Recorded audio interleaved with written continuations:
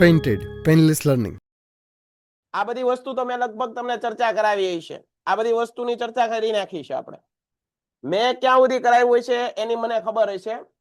આ સંસાધનોના ઉપયોગો કરાવી દીધા હતા ભાઈ. એક જ મિનિટ. આ વસ્તુ ભણાવી હતી ભાઈ, સંસાધનોના ઉપયોગો ભણાવી હતી કે ઘણા ના પાડે છે, ઘણા હા પાડે છે. આ કઈ નિમિટ છે ભાઈ, નિમિટ છે. કોઈક હા પાડે છે, કોઈક ના પાડે છે. મને પાક્કું કયો બેટા, તમને એ નથી ખબર કે આવતા ગયા લેક્ચરમાં આપણે કઈ વાત કરી હતી? ચાલો ફરીવાર અહીંયા ધ્યાન આપો. આ તો બધી મેં વાત કરેલી છે ભાઈ, વિતરણ ક્ષેત્રના આધારે આ બધી મેં વાત નથી કરી.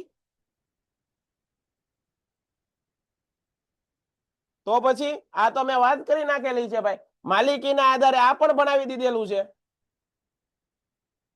આ વસ્તુ પણ ભણાવેલી છે, સર્વ સુલભ. હા ભણેલા છો, જો બધા હાથ પાડે છે. હાલો એના પછી આ વસ્તુ ભણ્યા છીએ, આ સંસાધનોનું વર્ગીકરણ. આ જુઓ તો એકવાર આનો જોઈ લ્યો તો. સર અવાજ ઓછો આવે છે ભાઈ, એકદમ ક્લિયર છે અવાજ. હવે આમથી તો કેવું મારે બોલવું. આ પણ ભણાવી દીધું તું ભાઈ, પુનઃ પ્રાપ્ય અને પુનઃ અપ્રાપ્ય. એના પછી આગળ વધીએ, સંસાધનોનું જતન અને રક્ષણ. લગભગ આ ટોપિક બાકી હતો. આ ટોપિક બાકી હતો ભાઈ, હે ને? બોલ આયુષી. આયુષ सर वर्गीकरण बाकी है કયું વર્ગીકરણ બાકી છે બેટા? બધું બાકી છે. ना इन्हें एक पेज पाछળ लो એ ત્યાંથી બાકી. ઓકે ડન છે. ચાલો ભાઈ, આયુષભાઈ એમ કે છે આ બાકી છે. હાલો કાંઈ વાંધો નહીં, અહીંથી શરૂઆત કરીએ છીએ. બધા લોકોનું ધ્યાન અહીંયા ભાઈ.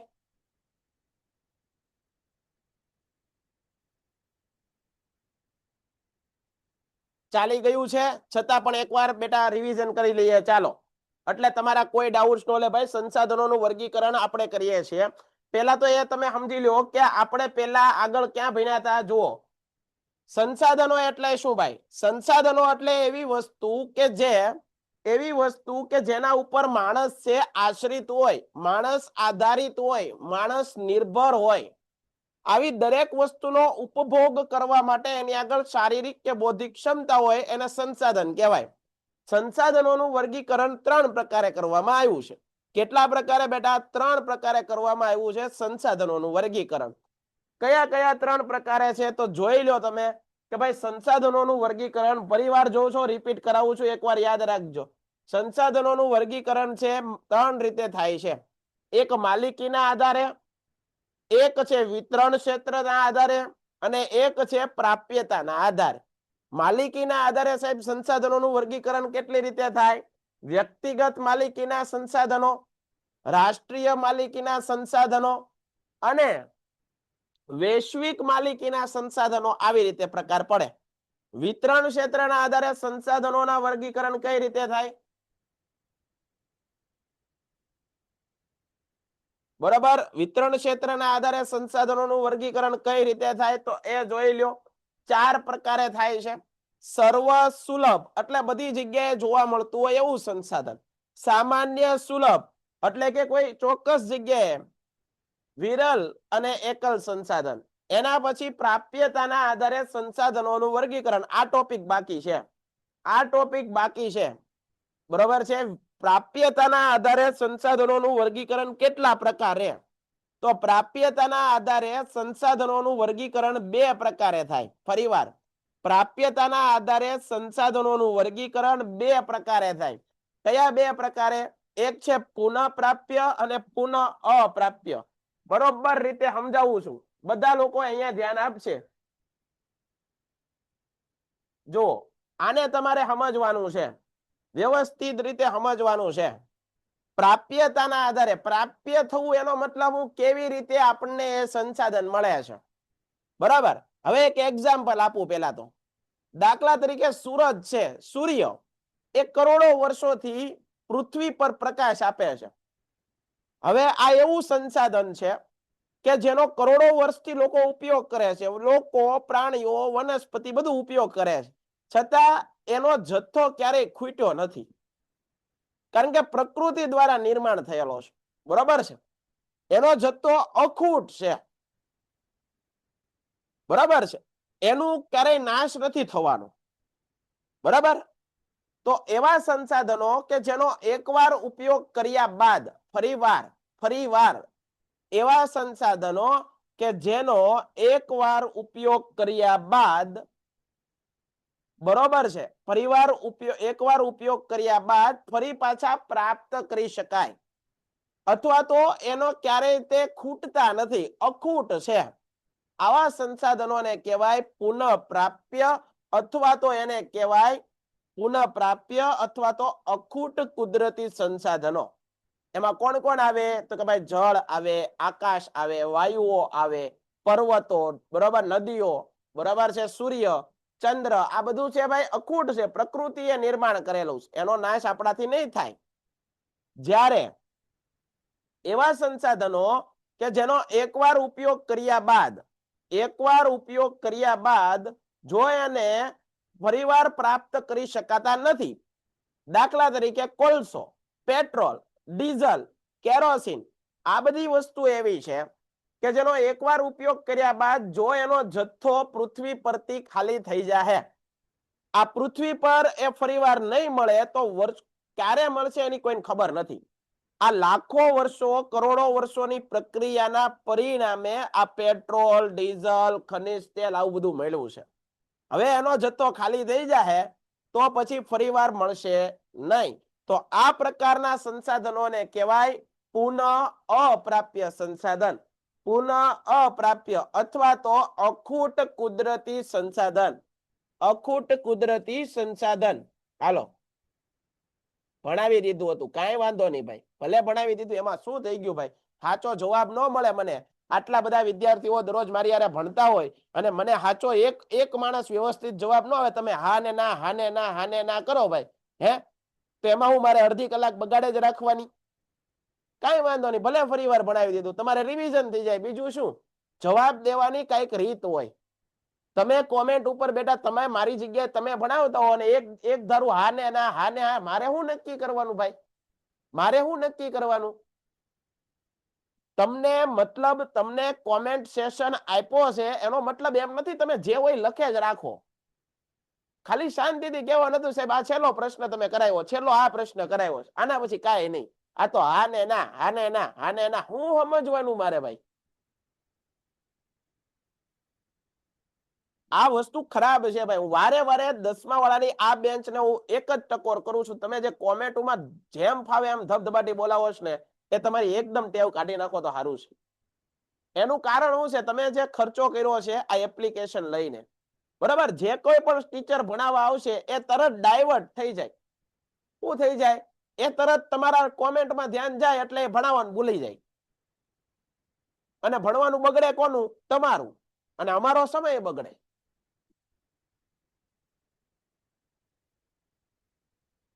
આમાં કોઈ કે સર તમે થાકી ગયા છો. અરે ભાઈ, અમે આમ થાકી જઈએ છીએ, અમને તમને ભણાવવાનો થાક લાગતો જ નથી, કારણ કે આ તો અમારું પેશન છે, આ તો અમારો ખોરાક છે. માણસને ખોરાક લીધા વિના હાલે? નો હાલે. એમ આ તો ખોરાક છે, ભણાવવાથી તો મને મજા આવે, મને આખી રાત કીધું એ રાત ભણાવું, મને વાંધો જ અહીંયા પડે છે. અમે તમને બેસ્ટ આપવાની કોશિશ કરી. આ ભાઈ આમ નામ થાય? આ બધી મહેનત મેં કરી છે ને હે દીકરાઓ? આ કાંઈ મેં આમ મંત્ર બોલ્યા છે કે ભાઈ ઓમ ભૂમ ભુવસ્વા તત્સવિતુર વરેણ્યમ ભર્ગો દેવસ્ય ધીમહિ ધિયો યો ના પ્રચોદયાત, આખી પીડીએફ બની જા તો બની જાય? નો બને, મહેનત કરવી પડે ને. આમ નામ લખાણું. પુનઃ પ્રાપ્ય સંસાધનો, નવીનીકરણીય સંસાધનો, અથવા તો નવીનીકરણીય એટલે હું ફરીવાર એને મેળવી શકાય એવા. તો નવીનીકરણીય સંસાધનોમાં કેટલા છે? તો કે ભાઈ જંગલો છે, સૂર્યપ્રકાશ, જળ, આ બધા ફરીવાર પ્રાપ્ત કરી શકાય. જ્યારે ખનિજ કોલસો, પેટ્રોલ, ડીઝલ, સોનું, બરોબર, આ બધી વસ્તુ એવી છે કે જેનો એકવાર પૃથ્વી ઉપરથી ખાલી થઈ જાય તો ફરીવાર એને પાછા મેળવી શકાશે નહીં. ફરીવાર પાછા એને મેળવી શકાશે નહીં. તો આને કહેવાય પુનઃ અપ્રાપ્ય, અનવીનીકરણીય અથવા તો ખૂટી જાય એવા સંસાધન, ખૂટ સંસાધન. હાલો, એના પછીનો આગળનો પોઈન્ટ ભણાવવો છે મારે તમને. એના પછીનો આગળનો પોઈન્ટ આપણે ભણાવીએ. ઓકે, આનો સ્ક્રીનશોટ પાડવાનો નથી ભાઈ અત્યારે, બરોબર, હું તમને પીડીએફ મોકલવાનો છું, શાંતિથી ભણો. હવે આ ટોપિક ભણવો છે જંગલોનું જતન અને સંવર્ધન. જંગલોનું જતન અને સંવર્ધન. આજનો ટોપિક આપણો આ રહેશે. પીડીએફ મોકલજો આજે નહીં મોકલું ચેપ્ટર. પેન્ટેડ એપ્લિકેશન ધોરણ 6 થી 12ના વિદ્યાર્થીઓ માટે અપડેટ થઈ ચૂકી છે. આ એપ્લિકેશનમાં શું છે? બધા જ વિષયના વિડીયોઝ છે. ગુજરાતની બેસ્ટ ફેકલ્ટી દ્વારા લાઈવ લેક્ચર્સ છે. આઈએમપી પ્રશ્ન છે, ટેસ્ટ સિરીઝ છે અને ગુજરાતના તમામ વિદ્યાર્થીઓ સાથે તમે તમારી કમ્પેરિઝન કરી શકો છો. ગેમિફિકેશન છે અને બીજું ઘણું બધું. તો તમે એપ્લિકેશન ડાઉનલોડ ન કરી હોય તો ડિસ્ક્રિપ્શનમાં લિંક આપી છે. હમણાં જ પ્લે સ્ટોર ઉપર જાઓ અને એપ્લિકેશન ડાઉનલોડ કરો. ઘરે બેઠીને સરસ મજાનું ગુજરાતની જોરદાર ફેકલ્ટી સાથે ભણો, સારા માર્ક્સે પાસ થાઓ. હાલો, જંગલોનું જતન અને સંરક્ષણ. ભાઈ, જંગલોનું જતન રક્ષણ શા માટે કરવું જોઈએ? શા માટે ભાઈ આપણે આપણી પ્રાકૃતિક સંપત્તિ છે એને સાચવવી જોઈએ? આપણે રહેવું હોય છે તો, કારણ કે આપણું જીવન છે ને એના ઉપર આધારિત છે ભાઈ, હે ને? આપણું તમામ પ્રકારનું જીવન, જો ભાઈ આપણે લાકડાની જરૂર પડે છે તો એ લાકડું જંગલ આપે છે.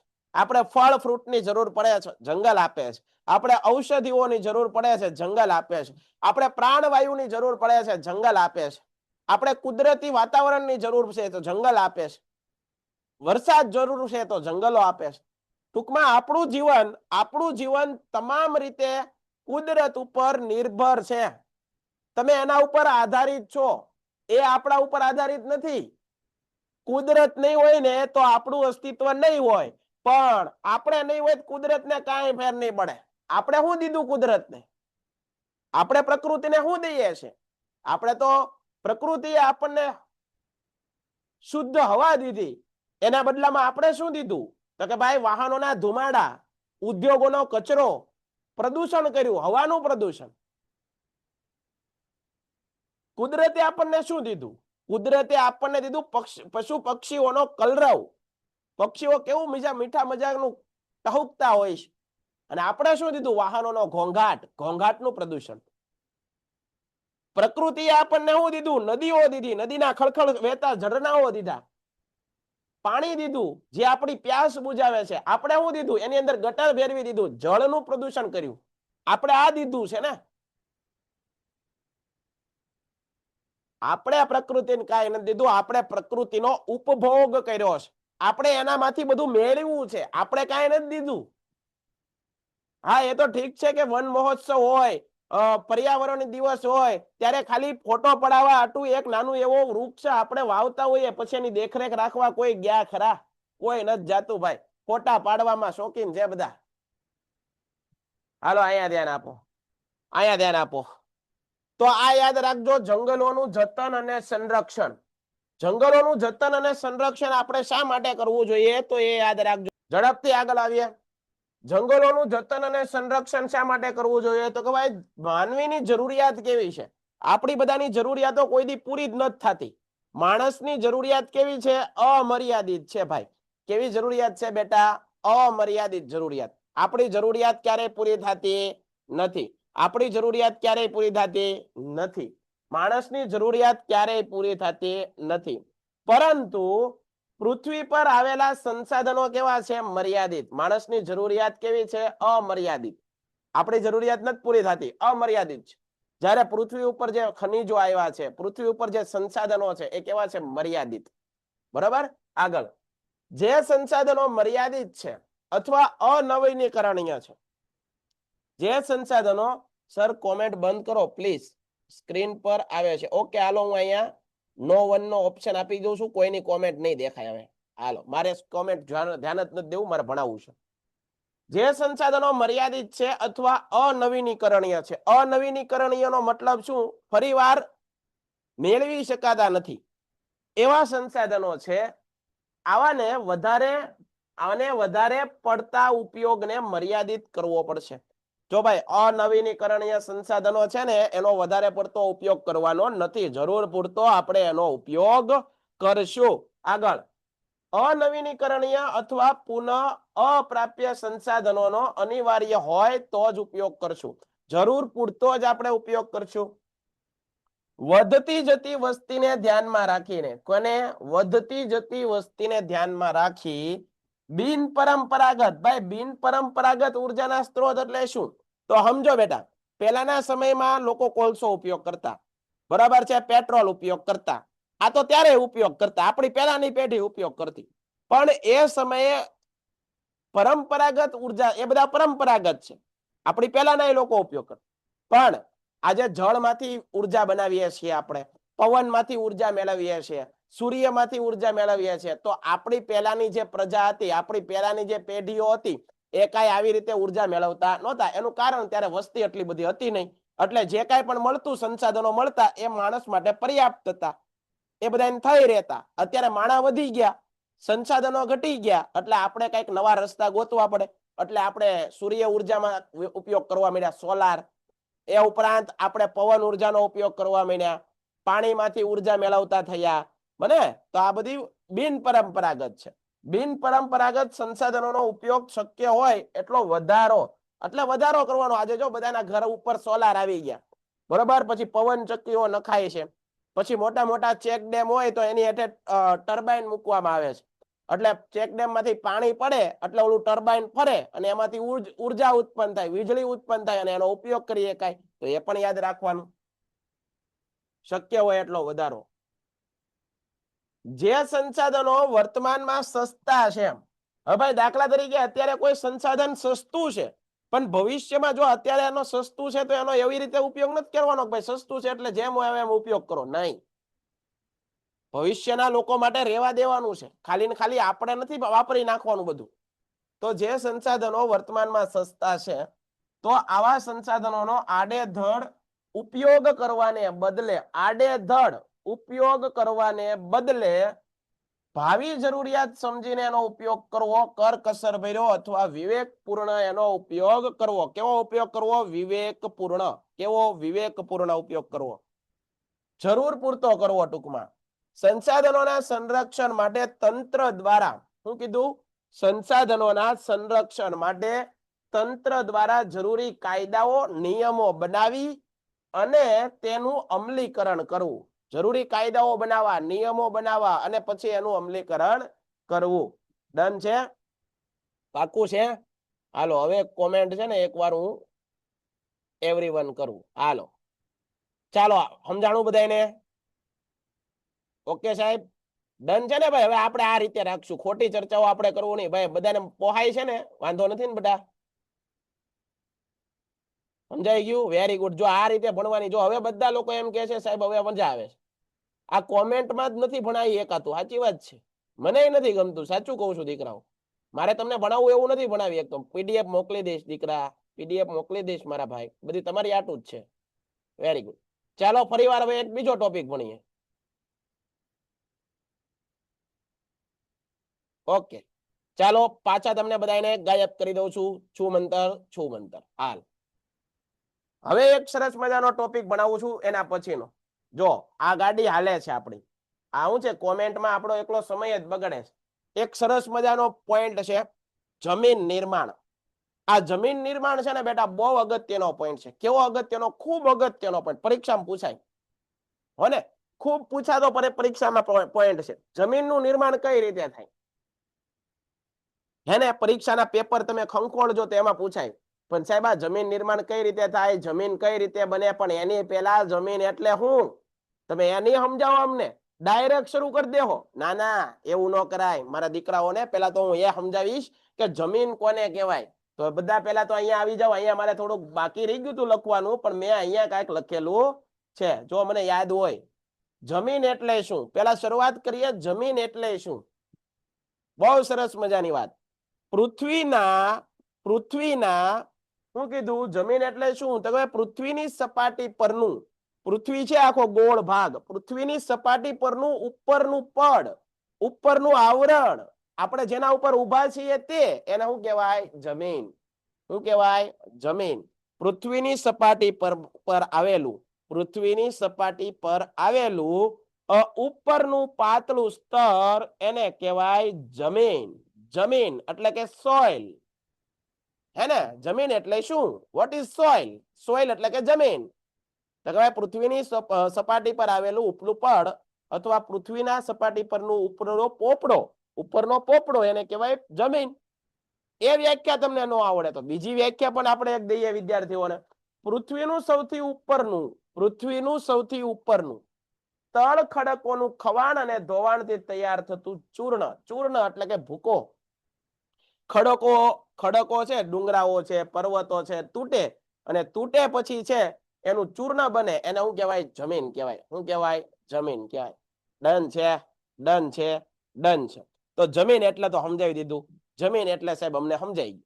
જમીન એટલે પૃથ્વીની સપાટી પરનો ઉપરનો જે પાતળું આવરણ છે, પડ છે, એને જમીન કીધું.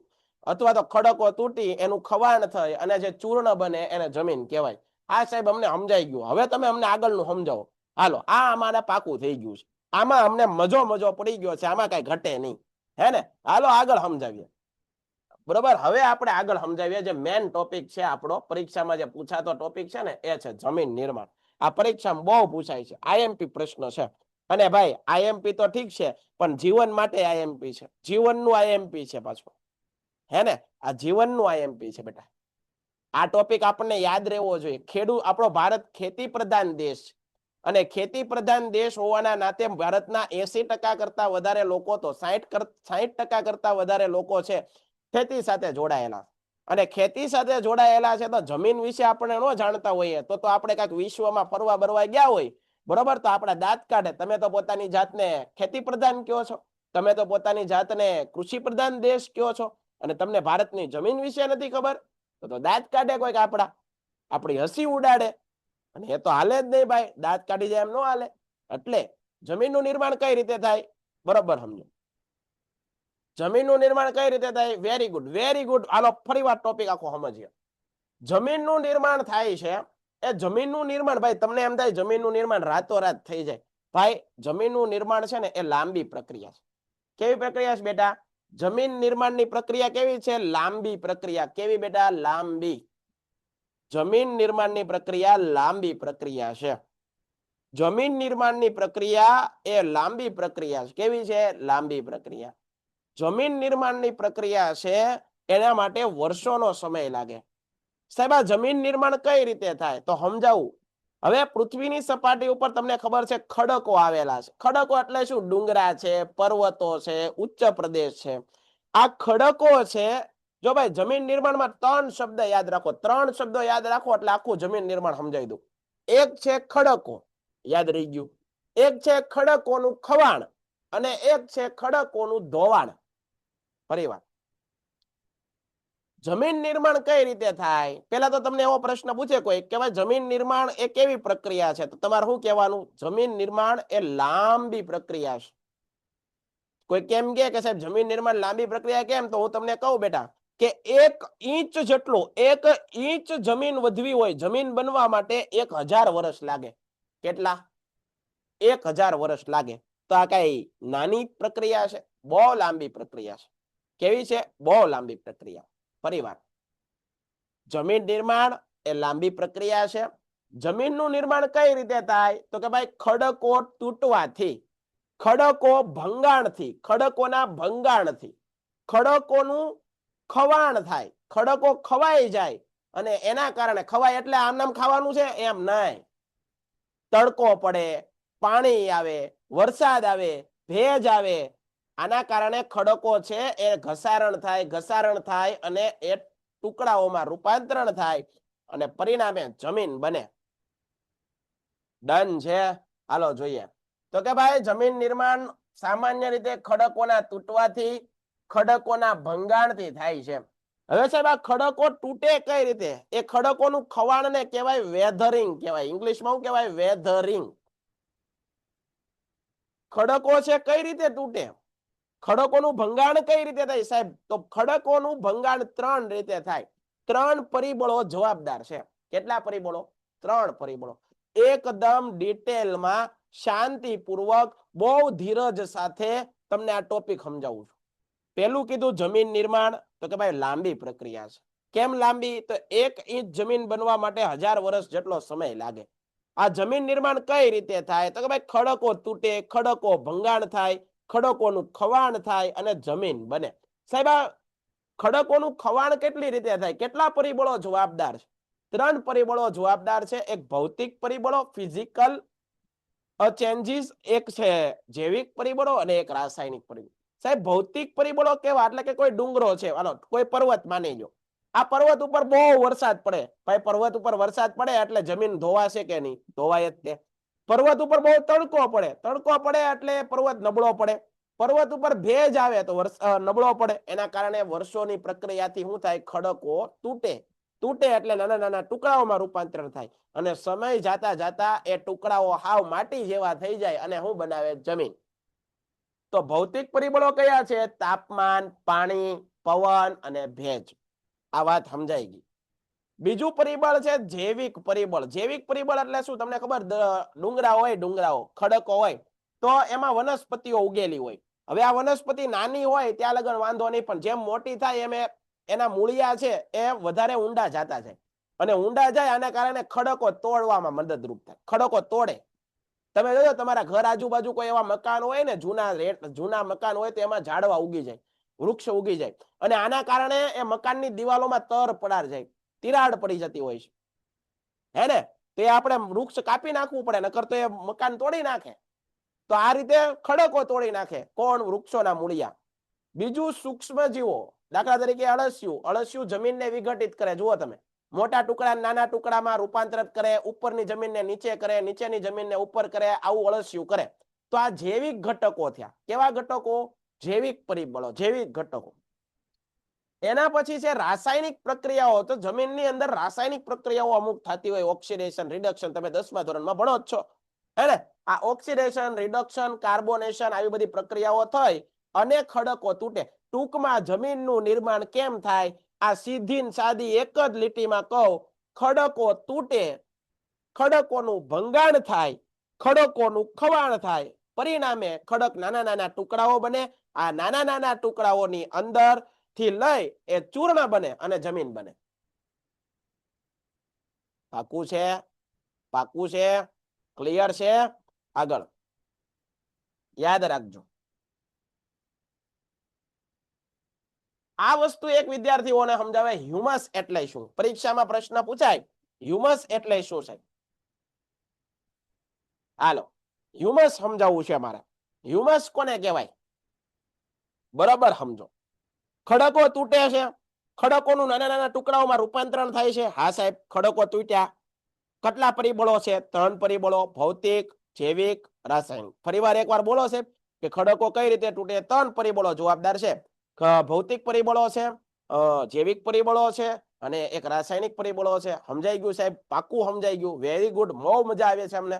એના પછી તો આ ખડકો તૂટી ગયા, બરોબર, એનું ખવાણ થયું, એનું ભંગાણ થયું, વર્ષો પ્રક્રિયા થઈ, હવે નાના ટુકડાઓમાં રૂપાંતરણ થયા. હવે આ જમીનના માટીના નાના ટુકડાઓ બન્યા. એની અંદર તમને ખબર છે વનસ્પતિ, પ્રાણીઓ એ મૃત્યુ પામે તો એની કાંઈ શમશાન વિધિ ન હોય, એની કાંઈ દફન વિધિ ન હોય, એ તો જમીનમાં દટાઈ જાય. અને જમીનમાં દટાય તો સેન્દ્રિય પદાર્થનું નિર્માણ કરે. શું નિર્માણ કરે? સેન્દ્રિય પદાર્થ. કેનું નિર્માણ કરે બેટા? સેન્દ્રિય પદાર્થનું નિર્માણ કરે. આ સેન્દ્રિય પદાર્થને શું કહેવાય? તો સેન્દ્રિય પદાર્થને વાલા ડાયા વિદ્યાર્થી મિત્રો, એને કહેવાય હ્યુમસ. કહેવાય હ્યુમસ. આવડ્યું હો સાહેબ? મજા આવી હો ભાઈ? હ્યુમસ શું કહેવાય? હ્યુમસ કહેવાય. સેન્દ્રિય પદાર્થોને હ્યુમસ કહેવાય. આગળ વધીએ. જમીનમાં કયા કયા ઘટકો હોય સાહેબ? એ જરાક અમને કહેશો કે જમીનમાં કેવા કેવા? હવે જમીન તો બનાવી દીધી તમે, ખડકોને ભંગાવી દીધા, ખડકોને તોડી નાખ્યા, નાના ટુકડાઓ બન્યા, વનસ્પતિ, પ્રાણીઓ, સૂક્ષ્મજીવો ભળી પણ ગયા, સેન્દ્રિય પદાર્થ પણ બન્યું, હ્યુમસ પણ બન્યું. હવે અમને એ તો કયો સાહેબ, જમીનમાં શું હોય? તો જમીનમાં ખનિજો હોય. જમીનમાં ખનિજો હોય. એ સિવાય શું હોય? તો કે ભાઈ જમીનની અંદર હ્યુમસ હોય, એટલે કે સેન્દ્રિય પદાર્થો હોય, પાણી હોય, હવા હોય, આવું બધું હોય ને ભાઈ? હોય. આવું બધું હોય વાલા વિદ્યાર્થી મિત્રો, આવું બધું હોય. આગળ વધીએ. મેં વાત કરી કે ભાઈ જમીન નિર્માણ એ લાંબી પ્રક્રિયા છે.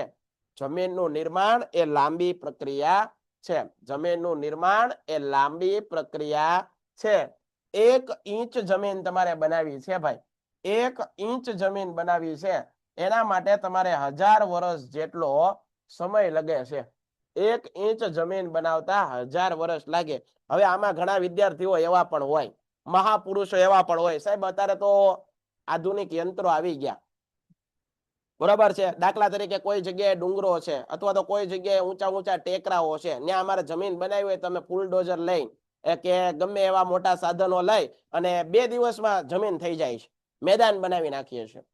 સાહેબ એ તમે કૃત્રિમ રીતે જમીન બનાવો છો, પણ આ કૃત્રિમ રીતે જમીન બનાવવામાં એમાં કઈ સેન્દ્રિય પદાર્થો ઉમેરાય નહીં. એમાં કઈ વનસ્પતિ, પ્રાણીઓ, સૂક્ષ્મ જીવોના અવશેષો ક્યાંથી લાવશો ભાઈ?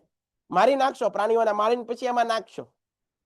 એવું ન થાય. એ જમીન બનાવી શકાય, પણ કેવી બનાવી શકાય? કૃત્રિમ રીતે. પ્રાકૃતિક રીતે બનાવવામાં લાંબો સમય લાગે. આ ઉપરથી એક વાત મને સમજાણી, તમને સમજાય નહીં હોય નહીં, પણ મને એક વાત બહુ મગજમાં ઉઠી, મોટિવેશન મળી ગયું કે ભાઈ સફળતા મેળવવા માટે પણ પ્રક્રિયા કેવી હોવી જોઈએ? કુદરતી પ્રક્રિયા હોય ને, કુદરતી એકદમ પ્યોર પ્રક્રિયા, એને સમય લગાડે, એ સમય લાગે. એમ સફળ થવું હોય ને તો પણ સમય જોહે. જે તાત્કાલિક શોર્ટકટ સફળતા લેવાના ઈરાદાઓ છે એ લોકો લાંબા ગાળે સફળ થતા નથી. તો સમય માંગે. સફળતા શું માંગે? સમય. સમય આપવો પડે. આ ટોપિક નથી સમજાતો તો મારે એને સમય આપવો પડે. બાકી સાહેબે તો ગળું પાડી નાખ્યું. સાહેબે તો બહુ સમજાવ્યું. A to Z વસ્તુ ટોપિકના કોન્સેપ્ટ સમજાવ્યા. હે ને? પાકું છે? ડન છે? તો આ આપણો આજનો એક સરસ મજાનો ટોપિક જમીન નિર્માણ આખો ભણાવી દીધો. બહુ અગત્યનો ટોપિક ભાઈ, ખજબનો અગત્યનો, પરીક્ષામાં મોસ્ટ આઈએમપી ટોપિક ભણાવ્યો છે. તો આજ પૂરતું આપણે આટલું રાખવું છે. આજ પૂરતું આટલું આપણે રાખીએ છીએ.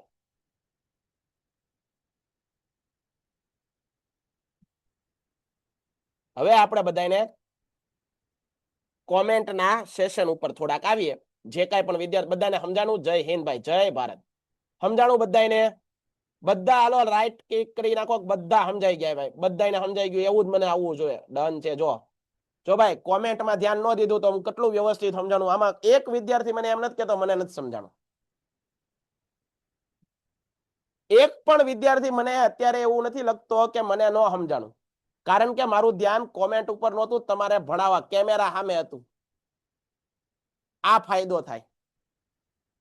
ભણાવવા આવી રીતે ભણવું જોઈએ. જુઓ બધા લોકોને ભાઈ પાક્કું ને? ડન છે ભાઈ. તો બધા લોકો આજ પૂરતું આટલું. આને વ્યવસ્થિત રીતે 2-4 વાર વાંચી લેજો. હજી નવું છે ભાઈ. લોઢું ગરમ હોય ત્યાં જ પાકું કરી નાખવાનું, એટલે પછી લાંબા ગાળા પાકું કરવાની ચિંતા જ ન રહે. આનો આ ટોપિક પૂછાય છે, તમને સાહેબે કહી દીધું કે મોસ્ટ આઈએમપી છે, પરીક્ષામાં પૂછાવાનો જ છે. તો ભાઈ પૂછાવાનો છે સાહેબ, તમે આટલું બધું સરસ મજાનું ભણાવ્યું, અમને બધું મગજમાં ઉતરી ગયું, તો હજી 2-4 વાર વાંચી નાખવું અને એકવાર મોઢે લખી નાખવું તો આ તો કેવું થઈ જાય ખબર? પાકા પાયે થઈ જાય. કેવું? પાકો પાયો. અને એકવાર પાકો પાયો હોય પછી તો એના ઉપર માળ તમારે લીધે જ રાખવાના. એને કાંઈ ન થાય, એને કાંઈ ન થાય. તો સરસ મજાના આજના લેક્ચર સાથે ફરી પાછા કાલે મળશું. ત્યાં સુધી દરેક વિદ્યાર્થી મિત્રોને જય હિન્દ, જય ભારત. ધન્યવાદ. ભારત માતા કી જય. પેન્ટેડ એપ્લિકેશન ધોરણ 6 થી 12ના વિદ્યાર્થીઓ માટે અપડેટ થઈ ચૂકી છે. આ એપ્લિકેશનમાં શું છે? બધા જ વિષયના વિડીયોઝ છે. ગુજરાતની બેસ્ટ ફેકલ્ટી દ્વારા લાઈવ લેક્ચર્સ છે. આઈએમપી પ્રશ્ન છે, ટેસ્ટ સિરીઝ છે અને ગુજરાતના તમામ વિદ્યાર્થીઓ સાથે તમે તમારી કમ્પેરિઝન કરી શકો છો. ગેમિફિકેશન છે અને બીજું ઘણું બધું. તો તમે એપ્લિકેશન ડાઉનલોડ ન કરી હોય તો ડિસ્ક્રિપ્શનમાં લિંક આપી છે. હમણાં જ પ્લે સ્ટોર ઉપર જાઓ અને એપ્લિકેશન ડાઉનલોડ કરો. ઘરે બેઠીને સરસ મજાનું ગુજરાતની જોરદાર ફેકલ્ટી સાથે ભણો, સારા માર્ક્સે પાસ થાઓ.